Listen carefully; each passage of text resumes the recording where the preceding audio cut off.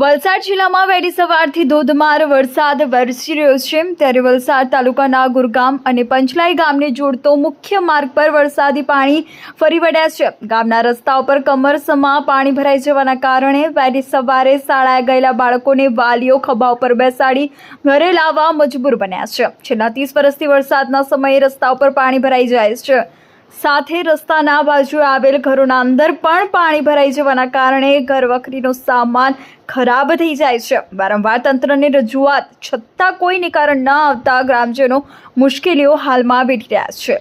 ઘણા સમયથી આ પ્રોબ્લેમ બહુ મતલબ અમે નાના છે ત્યારથી આ પ્રોબ્લેમ છે, એનું કોઈ સોલ્યુશન આવ્યું નથી આજ સુધી। હું આજે 32 વર્ષનો થયો ત્યાં સુધી આનું કોઈ સોલ્યુશન આવ્યું નથી। અને જ્યારે પણ ચોમાસું આવે એટલે આ અમારા પ્રોબ્લેમ ફેસ કરવાની, જ્યારે પણ દર વર્ષે આ પ્રોબ્લેમ ફેસ કરવાની। આખું 4 મહિના ચોમાસામાં અમારે તમે માનો નહીં 20 થી 25 વાર આ વસ્તુ અમારી સાથે થાય।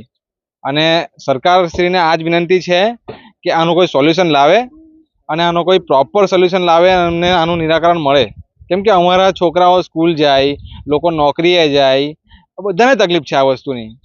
જે સામાન્ય માણસ છે તમે જોઈ શકો છો કે આજુબાજુના જે ઘરો છે રસ્તાની આજુબાજુમાં એમને બી આ સીધું જ ઘરમાં પાણી જાય છે। હવે બિચારા નાના માણસો ક્યાં જાય? તો આ પ્રોબ્લેમનું સોલ્યુશન આવે અને સરકારશ્રીને વિનંતી છે પ્લીઝ કે આનું કોઈ સોલ્યુશન લાવો। બહુ હાથ જોડીને વિનંતી છે, કેમ કે લોકોની નોકરી બગડે છે, લોકોના ધંધા બગડે છે, લોકોની છોકરાઓની સ્કૂલ બગડે છે।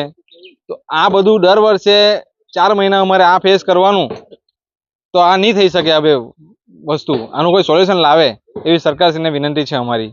હવે સવારે એ લોકો સ્કૂલે ગયેલા, અત્યારે પાણી ભરાઈ ગયા તો પછી અમારે એ લોકોને ત્યાં લેવા જવું પડ્યું, એ લોકોને અમારે ઉચકીને લાવવું પડ્યું। એટલે આ પાણીનું કંઈ નિરાકરણ થાય એવું થાય તો સારું પડે।